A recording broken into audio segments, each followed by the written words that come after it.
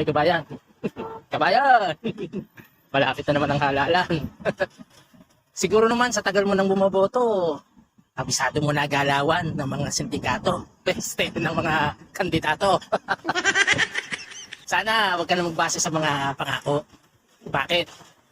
Eh kasi kahit naman yung mga hindi tapat, ang pangangako, ginagamit.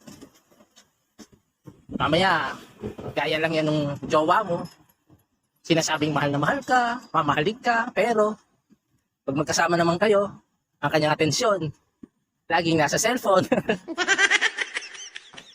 Wag doon sa magaling magsalita. Walang pakinabang sa talumpati.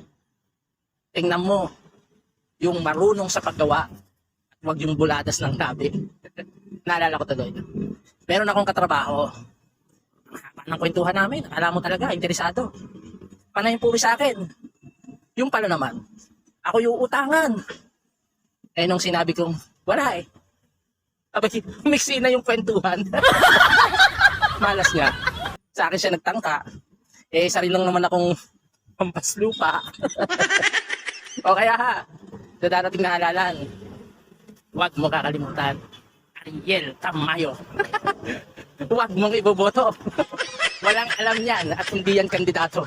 Flying card lang na tagapayo. Isa sa mga alagad ni Tatalino.